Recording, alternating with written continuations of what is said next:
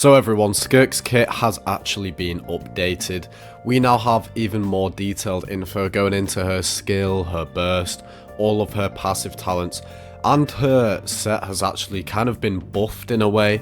And now we realise that she can deal a lot more damage and she has a lot more potential than we last knew based off the old kit that we'd, previously been used to. If you want 25% off Genesis crystals, click the second link in the description. All you have to do is put your UID in your server, and when you purchase it gets sent instantly to your account. And if you want to join the 16,000 Primogem giveaway for completely free, click the first link in the description. It doesn't take that long, it's really easy. Okay, first of all, we're going to touch on Skirk's release date, because some people don't even know when she's coming out. And we're also going to touch on the actual rerun characters that are going to be brought on her banner and the phases. So here we go.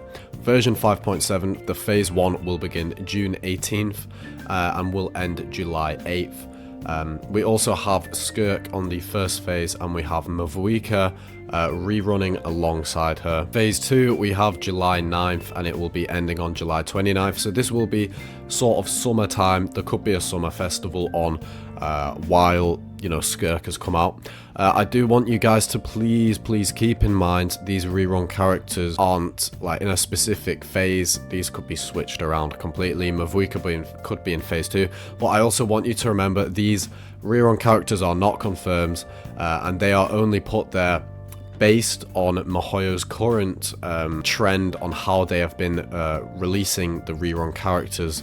And it's completely actually based off how much money they generate off the rerun characters. Because if you didn't know, miHoYo, like any company, to reach a certain amount a month, year, to pay their employees, to keep the game running. And how do they do this? Well, they have to release popular characters. It's really the only way they can, make sure they hit these amounts, because say if they're releasing maybe unpopular characters that haven't been released in a long time, that would be cool, but not as many people will buy them because they either have them or because they're not that sought after, they're out of meta, they've been over, they've actually been out meted and the game has just power crept them completely. That is mostly the case. Okay, so let's get into Skirk's entire kit. So here is her elemental skill, first of all, and this is actually way more detailed than the last one that we had. She gains 40 points of Serpent's Cunning, and then she enters a 7-fold flash mode. In this mode, Skirk's normal attacks are enhanced. Serpent's Cunning points gradually decay over time, and when the points reach 0, Skirk exits her flash mode, which is the 7-fold flash mode. And honestly, I'm not gonna lie to you guys, this sounds awesome. People said, oh, Skirk is really basic, she's not gonna be cool. It sounds like she's just used a skill to go Super Saiyan. Do you know what I mean? Like, and even though it might be kind of basic, it really depends what you're into. This is so me. Like, this is so me. Me personally, I don't really need very flashy attacks, crazy kits. I really like this. Kind of like a Kashing style character. The elemental burst called Ultimate Art Annihilation, Skirk's elemental burst does not consume elemental energy, but instead relies on Serpent's Cunning. So it changes the way she works, to be honest.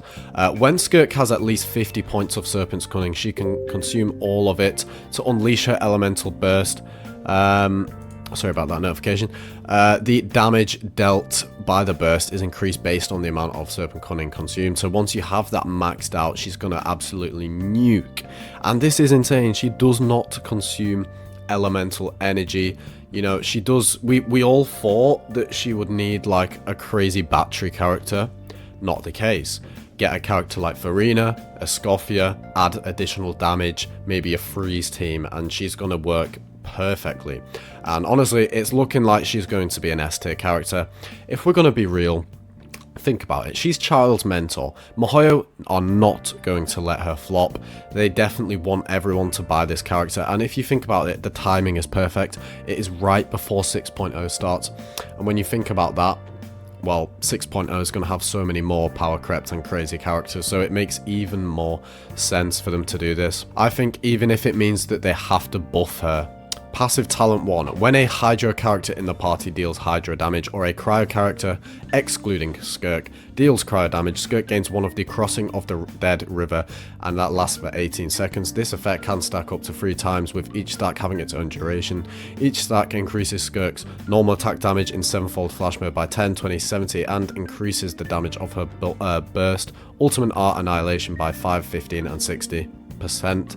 This is just going to increase her damage by even more, and it actually increases it when she's in the 7-fold flash mode. So this is going to be even more insane, because we already know that we already know that it's increased naturally, so this is going to add even more damage. Passive Talent 2. When nearby party members trigger 3 Superconduct Cryo Swirl or Cryo Crystallation reactions, a Phantom Rift is created near the enemy.